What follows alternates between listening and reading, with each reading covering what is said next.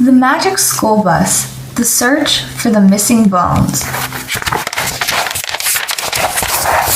Introduction. My name is Dorothy Ann, DA for short. I am one of the kids in Ms. Frizzle's class. Maybe you have heard of Ms. Frizzle. Sometimes we just call her the Frizz. She is a terrific teacher, but strange. Her favorite subject is science, and she knows everything. She takes us on lots of field trips in the Magic School Bus. Believe me, it's not called magic for nothing. We never know what's going to happen when we get on that bus. Miss Frizzle likes to surprise us, but we can usually tell what she is planning a special lesson. We just look at what she's wearing.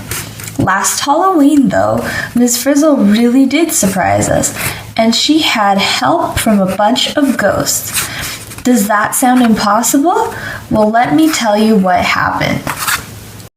Chapter 1. I'm going to be a vampire, Ralphie said.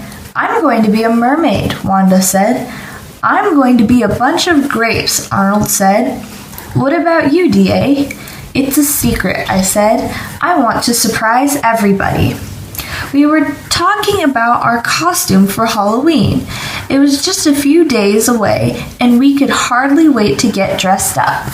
Little did we know that all our plans were about to fly out the window. The adventure began when Ms. Frizzle walked in wearing a dress with tiny bones all over it. She was carrying a large orange carton. Something long, green, and scaly was stretched out across the box. Nobody was scared. It was only Liz, Miss Frizzle's pet lizard. Good morning, class, the Frizz sang out. As you know, it's nearly Halloween. To celebrate, I thought we could have an early Halloween party this afternoon. But we don't have our costumes, Tim said. Not to worry, Tim. I have brought special costumes that will get us all in the mood, Ms. Frizzle said.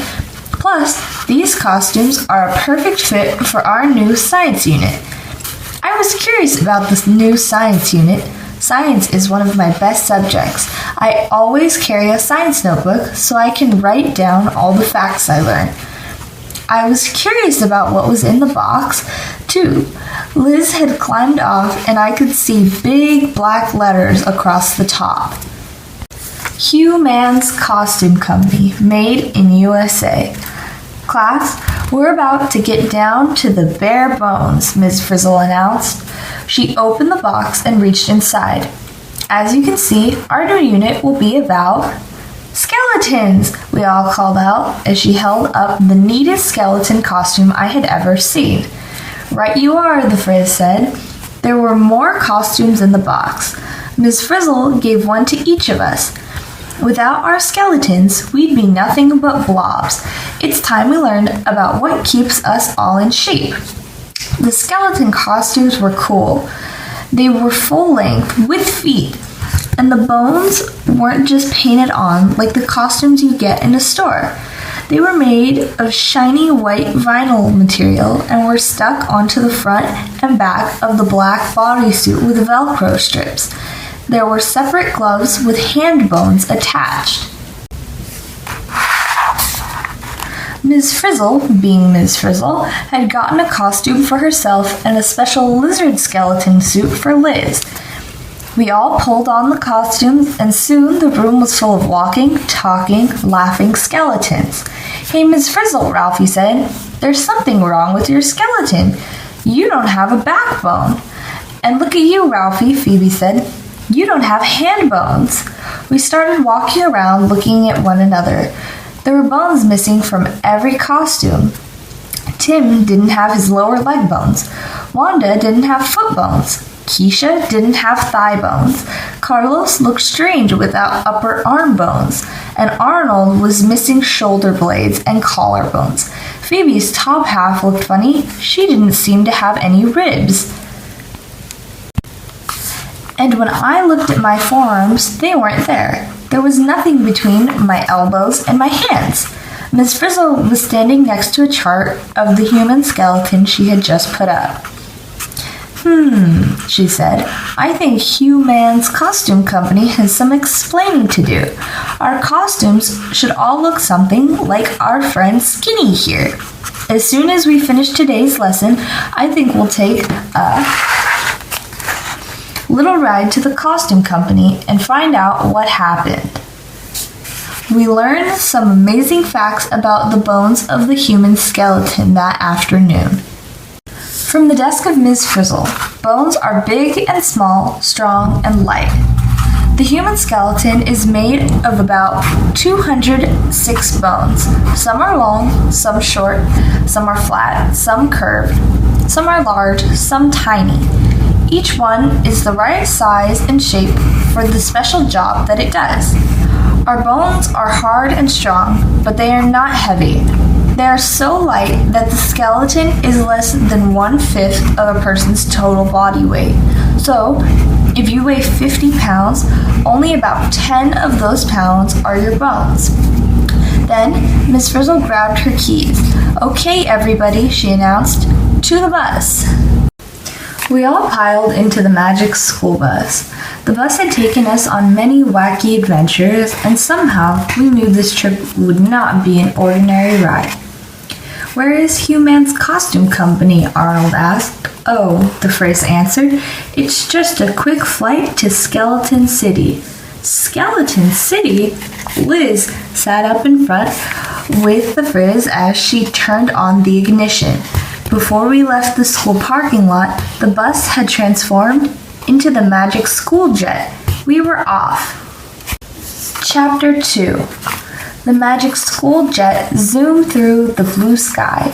We were all still thinking about Skeleton City when Ms. Frizzle switched on the automatic pilot and took out her harmonica. "We need a rousing song," she said. "How about The Ghost of John? Let's sing it as a round." "Hit it." Tim began, and we each followed in turn. "Have you seen the ghost of John? Long white bones and the rest all gone. Ooh, ooh, ooh, ooh, ooh, ooh, ooh, ooh. Wouldn't it be chilly with no skin on?" The magic school jet landed just as we finished the round, and the jet changed back into a bus. From the parking lot, we took a good look at the costume company. It looked like a spooky old castle. As we followed Ms. Frizzle into the main office, something started to howl. Nobody at the factory seemed to notice the freaky howls except for us. Whatever it was, it howled 10 times and then stopped. All the factory employees just kept working. People were rushing around, pushing carts piled high with cartons or waving papers madly. Phones were buzzing. A skinny man with wild hair burst out of a door marked Hugh D. Mann, President and CEO. "Who took this order for 500 Dracula costumes?" he demanded. "We'll never be able to get that many fangs in time." "Sorry, sir," a young woman said. "I forgot to tell you about the order. Don't worry, I'll take care of it." She hurried off. Mr. Mann jumped when he saw us standing there in our bones. "Who are you?" he asked. "I'm Ms. Frizzle, and these are my students," the Frizz told him. "We have a bone to pick with you. There's something wrong with all our costumes, as you can see. We want new ones, with the proper number of bones." Hugh Mann looked as if he were about to cry. "Oh dear," he said. "I guess the workers tried to rush your order out and got a little careless. We've been so busy with Halloween right around the corner, and I'm sorry to say, we are completely sold out of our deluxe skeleton costumes." He thought for a minute. "I can't spare any workers to fix your costumes right now, but I have an idea. There are a lot of extra bones in the stock rooms. Would you mind searching for the missing bones yourselves? I'll show you the way." Mr. Mann took us outside and pointed to a barn-like building. "That's where you start, Ms. Frizzle. Stockroom A," he said. "Ah, I see you have a bus. Good. You can drive right onto the conveyor belt. It will take you through all the bone stock rooms. Use this remote to stop and start the belt. Then Mr. Man reached into his pocket and pulled out a piece of paper. Here's a map of the buildings you'll be going through. You can stop wherever you like and pick up your missing bones. Miss Frizzle barely got out a thank you before Mr. Man disappeared into the busy office. A couple of minutes later, we were back in the bus. Miss Frizzle drove onto a wide band of rubber, like the belts that carry luggage in an airport. She turned off the engine and pushed the go button on the remote. The conveyor belt started with a whir. We were all nervous that the spooky howls would start again. We glided along into a huge room with a large letter A above the door. Miss Frizzle pushed the stop button on the remote. Class, get ready to begin the great bone search, she said. We need to hurry to get back for the Halloween party. So let's go. The map says that stockroom A is the place for feet.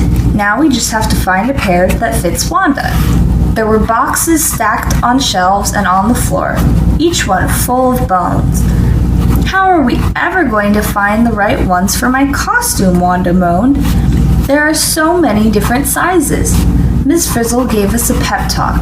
As my great-great-great-granduncle Phineas Finder used to say, with lots of eyes, you'll find the prize. Some of us paired up.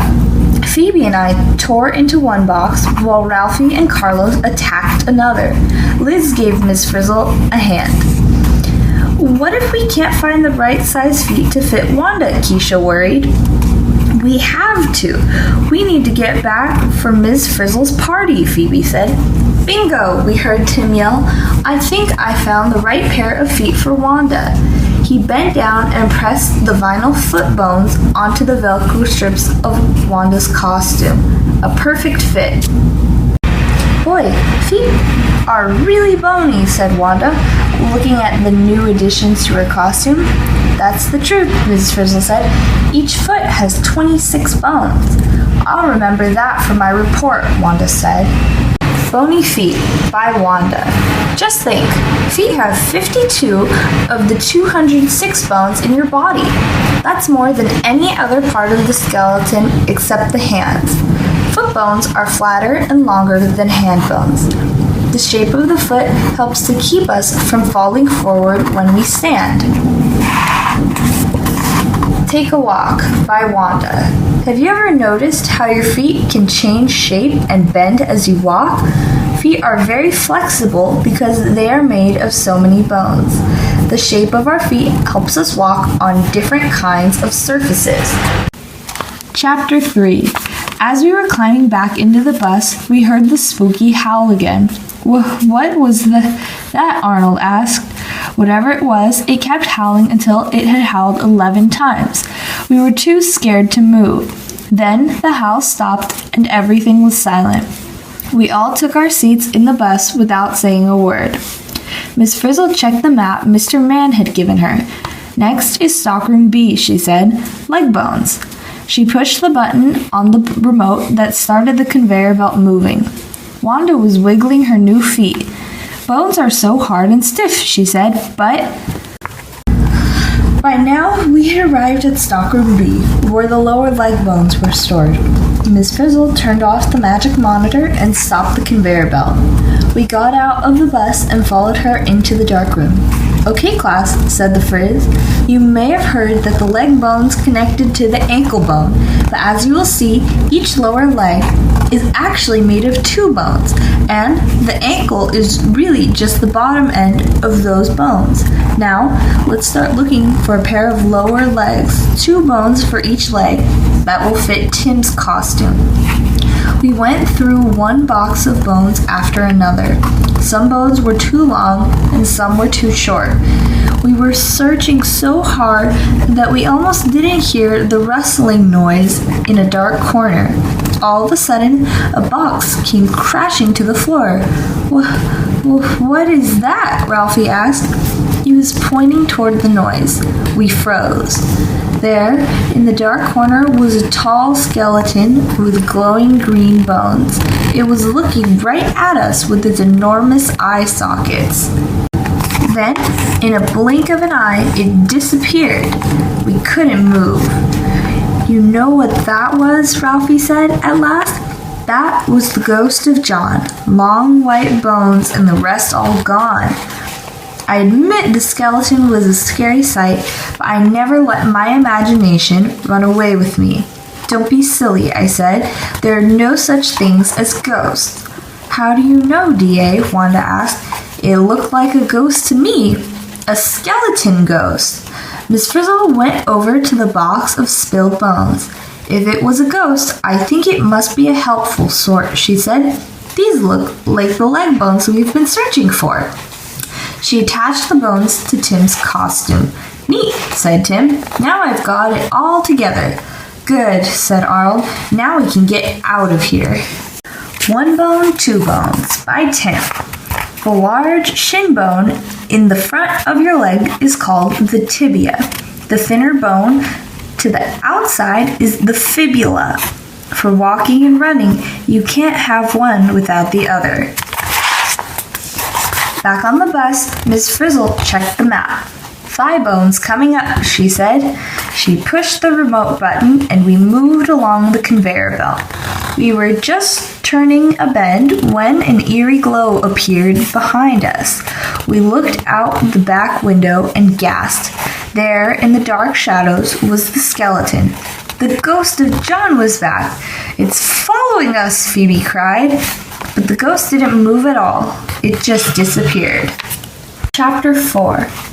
We could hardly wait to get out of the factory. It was really giving us the creeps.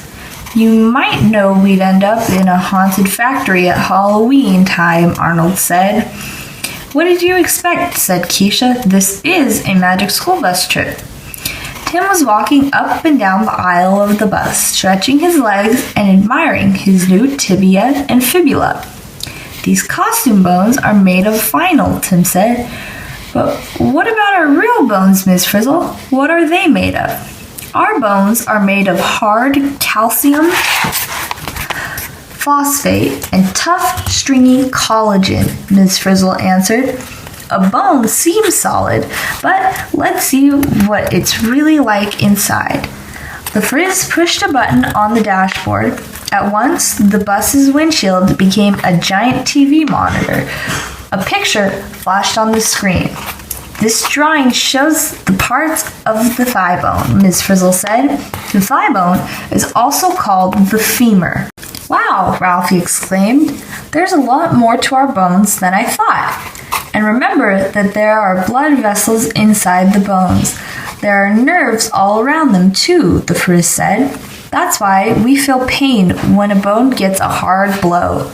Just then, Miss Frizzle stopped the conveyor belt. We were inside stockroom C. The bones in this building were marked long, longer, and longest.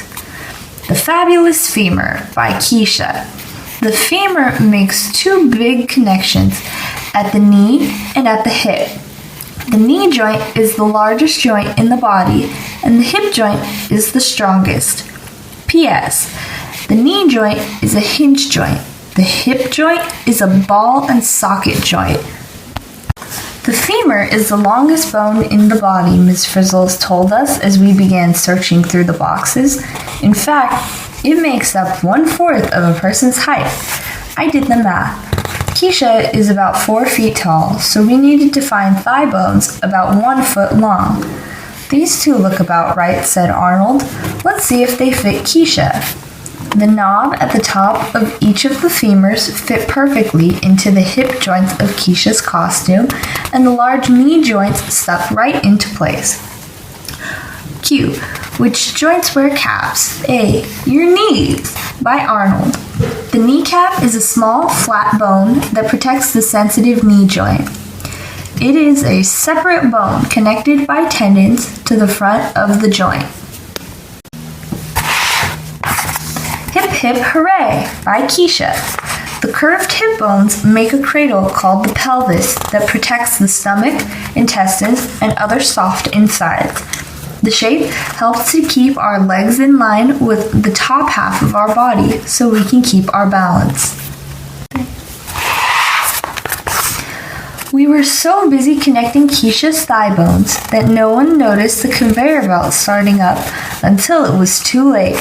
"Hey, stop!" called Tim. "The bus is heading into the tunnel without us. Someone must have punched the remote." We ran to the conveyor belt. There, up ahead in the bus, we could see a strange form in the driver's seat.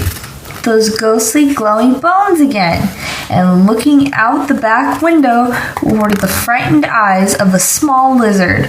Liz was being kidnapped on the bus. Chapter 5. "Quick, everyone, hop onto the conveyor belt," Miss Frizzle called. "We need to follow that bus." The belt wasn't moving very fast, but jumping onto it was tricky. Everyone made it after one try, except Ralphie. Ralphie jogged along next to the conveyor belt. "I'll never get on," he cried. "Yes, you will," I said. "We'll help you. We'll count to 3. Ready? 1, 2, 3. He hopped up and we grabbed his arms. He made it. Now we were all riding along on the conveyor belt. We went through a tunnel marked Stockroom D. "I hope that ghost skeleton knows how to stop this thing," Ralphie said. We all breathed a sigh of relief when the conveyor belt came to a gentle stop inside the building. We could see the bus at the other end. Miss Frizzle hurried to the bus. We stayed safely back in case the ghost was still there, waiting to spook us. "All clear," the Frizz called out. "Never fear, no ghosts are here." We ran to the bus and checked out the inside. Everything looked normal. Liz popped up from behind the seat. When she saw Miss Frizzle, she jumped into her arms. "Poor Liz," said Phoebe. "I bet she was really scared. I'm glad she's okay." "Let's get to work and find some bones," Miss Frizzle said. "We'll worry about the ghosts later." She opened the building map. "This is the backbone stockroom," she announced. "Ah, a spine at last is mine." The shelves in Stockroom D were stacked with long boxes. "Thank goodness these spines are all put together," Arnold said. "It would take us years to find the right 33 vertebrae for Miss Frizzle." "Here's one that looks good," Tim called. We held it up to Miss Frizzle's back. "All right," Carlo said. "This spine is fine." S is for spine, by Tim. Maybe you thought your backbone was perfectly straight up and down. Well, it isn't.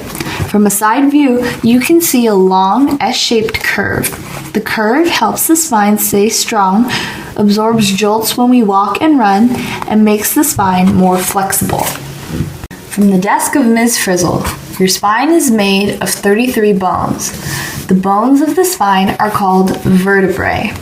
The bones lock into the skull at the top and the pelvis at the bottom to support the whole skeleton. Count the vertebrae. Neck, 7 vertebrae. Upper back, 12 vertebrae. Lower back, 5 vertebrae. Sacrum, 5 vertebrae, often fused together into one bone. Coccyx, 4 vertebrae frequently joined to one another. Total number of vertebrae, 33. Vertebrae are linked together by gliding joints. Because of these joints, we can arch backward, twist our body around, and bend forward to touch our toes. We pressed the bones onto Ms. Frizzle's costume, then got back on the bus. Suddenly, the scary howls started again. This time, there were 12 howls. Then they stopped, just like before. "Hey," Tim said, "there were 12 howls, and my watch says it's 12 o'clock. "The howls must be like a spooky cuckoo clock," Wanda said. "That's perfect for a costume factory." Phoebe sat down and let out a sigh of relief. "Whew," she said. "At least we got through this building without running into the ghost of John." "Yeah," Keisha said. "Maybe he has chilled out." Miss Frizzle pushed the remote, and we were off to the next bone hunt. Little did we know that John was coming along. Chapter 6. We were in stockroom eating, and I felt as if we had been in the costume factory all day. But it was only lunchtime. We were hungry all right, and Miss Frizzle came to the rescue. "Get your cheese sandwiches and milk," she called as she opened a cooler that was on the front seat. We all had fruit for dessert. "Eating the right food is a must for your growing bones," Miss Frizzle said, "and for my bones too. Even though my bones aren't getting any longer or larger, they still need the right vitamins and minerals to keep them healthy." From D.A.'s notebook, Feed Your Bones. By the time most people are 16 to 20 years old, their bones have grown to their full size. But bones are constantly losing calcium and collagen. We can replace these nutrients and help keep bones strong by eating foods that have lots of calcium and vitamin D. Milk, cheese, broccoli, and soybeans are good sources of calcium. Sunshine helps our bodies make vitamin D, and vitamin D helps our bodies absorb calcium. The lunch made us all feel stronger and ready to go on with our bone search. We had to hurry to get back to school in time for our party. "What bones are in this stock room, Ms. Frizzle?" I asked. "There are ribs over here," she answered, pointing to the shelves on one side of the room, "and arms over there," pointing to the opposite wall. "Let's split up into two groups and start the search." Phoebe, who was missing her ribs, teamed up with Wanda, Tim, and Keisha. They found a rib cage for Phoebe very quickly. True and False Ribs by Phoebe. Most people have 12 pairs of ribs. The first 7 are joined at the front by a flat bone called the sternum or breastbone. Pairs 8, 9, and 10 are joined in the front to the ribs above. They're called false ribs. The bottom pairs, 11 and 12, are called floating ribs. They're not joined to anything. Altogether, the bones are known as the rib cage. The ribs protect the heart and lungs, which are safe inside the cage of bones. Carlos still needed his arm bones. Arnold, Ralphie, and I helped him look. As it turned out, Carlos was the one who found his missing bones. "These arm bones fit me just right," he said. Each bone went from the shoulder to the forearm, where it fit into the elbow joint. "Now I have an elbow," Carlos said, "but where is my funny bone?" Ha ha, by Carlos. Do you know why the arm bone is funny? Because its name is humerus. Humerus sounds the same as humorous. Get it? "You won't find any real funny bones in these boxes, Carlos," the Frizz told him. "The funny bone is actually not a bone at all. It's a spot on your elbow where a nerve runs over the surface of the skin. That's why it hurts when you hit your elbow against something." "Ouch," I said, just thinking about it hurt. "There's nothing funny about that." Phoebe and Carlos looked good in their full skeleton costumes. There were only 3 of us now with missing parts. Arnold needed collarbones and his shoulder blades. Ralphie needed hands, and I was looking for my forearms. Then we could get out of that creepy factory. "According to my map, all these bones should be in the next building," Miss Frizzle said. "Let's move. Last stop, stockroom F." We got on the bus, and Miss Frizzle pushed the start button on the remote. Nothing happened. She tried again, but we didn't move an inch. Then the lights went from dim to pitch black. "Uh-oh," Wanda said. "Could this be a power failure? Are we in for another visit from the ghost?" We looked out the bus windows. That's when we got the biggest skeleton scare of our lives. And it wasn't just the ghost of John. Now there were 5 or 6 skeleton ghosts glowing in the dark. The skeletons were doing a strange dance, bending and twisting, twirling and whirling around. Then suddenly, they just vanished. The lights turned on again. "Weird," Tim said. "Scary," Ralphie said. "Let's vanish ourselves. I want out of here." Miss Frizzle tried the remote again. This time, it worked. The bus glided along into the last stockroom. Chapter 7. This factory sure is a spooky place, Carlos said. Yeah, but I'm beginning to think there's a trick behind those disappearing skeletons, Keisha said. I thought Keisha might be right. We were inside stockroom F, searching through more boxes full of bones. We heard a single howl, so we knew it was already 1 o'clock. We had to hurry. Arnold held up 2 short, thin bones and 2 wide, flat ones. I think I found the bones I need, he said. Bumpy bones by Arnold. Collarbones stick out. You can feel their shape with your fingers. These bumpy bones join the top of the rib cage to the shoulders. Another name for collarbone is clavicle. Shoulders have 2 other parts, the end of the humerus bone, the arm bone, and the flat bone at the top of the back called the shoulder blade or scapula. Shoulders do a big job. They hold up the top of your body. I was not having much luck finding my arm bones. Like the lower leg, each forearm has 2 bones. Which arm bone is which? By DA. The bone that is on the same side of the arm as the thumb is called the radius. The bone on the side opposite the thumb is the ulna. I found a set of forearms that fit, but one of the bones had a tear in it. If that were a real living bone, it would mend itself, Miss Frizzle told me, but we can sew it together later. Everyone to the bus. Taking care of broken bones by DA. Even though bones are very hard, they can crack or break in a fall or accident. Cracks and breaks are called fractures. A broken bone will heal itself in 3 to 10 weeks, but it needs to be held in place while it's healing. First, an x-ray is taken to find out how bad the fracture is. If it is really bad, the doctor may have to straighten the bone by hand or even operate. Sometimes a screw or pin has to be put in to hold the pieces of the bone together. A splint or a cast is put around the healing bone. This helps the bone to grow back in its correct position. I was excited to have my arm bones, even if one of them was torn. It would be a lot easier to fix than a real broken bone. Now we know how a doctor treats a broken bone, Wanda said, but how does the bone actually heal itself? It's simple, Wanda, Miss Frizzle answered. Broken bones heal by growing together again.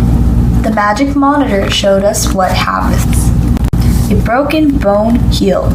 The blood around the break hardens and covers the broken ends of bone like a scab that forms on your skin when you cut yourself. Minerals and bone-repairing tissues in the blood and bone start to work. The ends of the bone become soft. Then, new bone, called callus, starts to grow from the broken ends. The callus grows between the broken ends of bone and starts to harden. When it is completely hard, the bone is back to normal. Chapter 8. After we learned how bones heal, we went back to the boxes in search of Ralphie's hands. It was slow work. Hurry up, you guys, Ralphie moaned. I'd like to get out of here before I'm 18. We never did find hands that were exactly the right side, but they were good enough. Everyone lined up to give Ralphie high fives with our skeleton hands. We piled into the bus and Ms. Frizzle started the conveyor belt. I think this will take us outside to the loading dock, she said. Then we can head right back to school. Sounds great to me, Arnold said. Handy Hands by Ralphie. Our hands have many small bones, 27 in each hand to be exact. Each finger has 3 hinge joints, and the thumb can bend toward the fingers. All this helps hands to grip, hold, and pick up even tiny things. Many of the muscles that move hand bones are in the forearm. If not, hands would be too bulky to do their delicate work. I tried to look on the bright side. The costumes are really neat, I said, and we learned a lot about the human skeleton. And it was better than spending the whole day in school, Ralphie whispered. While we were talking, the bus was gliding along on the conveyor belt. Up ahead, we saw a dark tunnel. "Uh-oh," Arnold said. "I don't like the looks of this. Please stop the bus, Miss Frizzle." Miss Frizzle pushed the stop button on the remote, but it didn't work. It was too late. We were already gliding into the dark tunnel. "Don't worry," Miss Frizzle told us. "We'll probably be out of this in a jiffy." It was hard not to worry when we saw the eerie lights pop up in the dark around us. The dancing skeletons! We were ready to duck under the seats when we came out of the tunnel into a lighted room. The conveyor belt stopped. We were in a workroom with sewing machines and tables covered with wires, tools, and paints. A group of people in black bodysuits were waving to us. One by one, they pulled off their hooded masks and smiled. The glowing skeletons weren't the ghost of John and his friends after all. The ghosts were people? Ralphie asked. "What's going on here?" "Well, we are in a costume factory," Miss Frizzle said with a smile. "We should have guessed." One of the skeleton ghosts came over to say hello. "I'm Sally," she said. "I work here.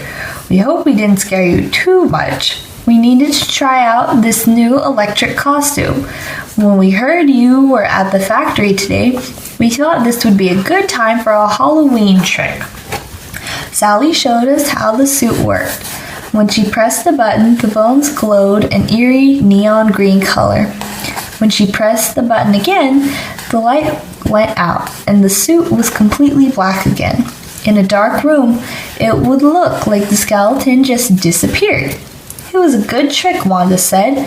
"Some of us were really scared." "Not me," said Arnold. "I knew the ghosts weren't real all along." "Arnold," we all said. He just smiled. Chapter 9. We said goodbye to Sally and the other ghosts. As we were getting on the bus, we heard a voice calling, "Miss Frizzle! Miss Frizzle!" It was Hugh Man, the head of the costume company. He was driving a small electric cart piled high with boxes. He stopped the cart and picked up one of the boxes. "I'm sorry about the mix-up with your costumes, Miss Frizzle," he said, handing her the box. "Here is something extra for your class." Miss Frizzle opened the box. Inside were pull-on skull masks. Now our costumes were really complete. There was even a small lizard skull mask for Liz. "Hey, this is neat," Tim said. "Thanks, Mr. Man." Back in our classroom, we had time for one more lesson. We learned about the bones that make up the skull. This is a very important part of the skeleton since it protects the brain and the organs that let us see, hear, smell, and taste, which are, of course, the eyes, ears, nose, and mouth. From DA's notebook, Skull Sense. The lower jawbone is the only bone in the skull that we can move. The other bones have fixed joints to hold them in place. The smallest bone in the body is found in the skull. The stirrup, smaller than a grain of rice, is deep inside the ear. "The skull looks like one big piece of bone," Miss Frizzle said. She pointed to the skull on our poster skeleton Skinny. But it is actually made up of 22 different bones. 14 bones make up the face. The other 8 form the forehead and the round dome at the back. This part is called the cranium. The cranium is like a bony helmet that protects the brain. "How come the skull doesn't have a nose? Just a hole?" Phoebe asked. "I always wondered about that." "Your nose may feel like a bone," Ms. Frizzle said, "but a big part of it is cartilage covering a bony framework. That's why you can bend the tip of your nose like you can bend your ears. The outside of your ears is also cartilage." "The eye sockets in the skull are so big," Wanda said. "They have to be large to hold eyes that are the size of golf balls," the Frizz explained. "Remember, we can see less than half of the eyeball. The rest is behind our eyelids and skin, protected by the bones." "This skull has teeth," Arnold pointed out. "Teeth aren't bone, are they?" "No," Miss Frizzle said, "but they are rooted in the spongy bone that makes up the jaw, and they are covered with enamel, the hardest material in your body. Teeth that don't rot away or get pulled stay in the skull, just like they were part of the bone. From DA's notebook, the skeleton begins. Your skeleton starts to grow before you are born. At first, it is made of soft, rubbery stuff called cartilage. By the time you are born, some of the cartilage has begun to harden into bone. As time goes by, more of the soft cartilage slowly gets replaced by bone. A 6-year-old skeleton is mostly hard bone, but small pads of cartilage remain. These special cartilage pads, called growth plates, allow you to keep on growing for another 10 to 14 years until your bones reach their full length. Ms. Frizzle unrolled a huge skeleton poster and spread it on the floor. Then she handed us each a marker. Now that we know the parts of the human skeleton, we can finish this poster. Let's write in the name of the bones you found in the costume company. Wanda, you start. We spent the rest of the day putting labels on the chart. When our work was done, Ms. Frizzle wheeled in a cart loaded with pumpkin cupcakes, skeleton cookies, and punch. We had our trick at the factory. Now it's time for a treat, she said. It was the best surprise of the day. Now this is something a skeleton can get his teeth into, Carla said. No bones about it, Phoebe added. It looked like it was going to be a great Halloween after all.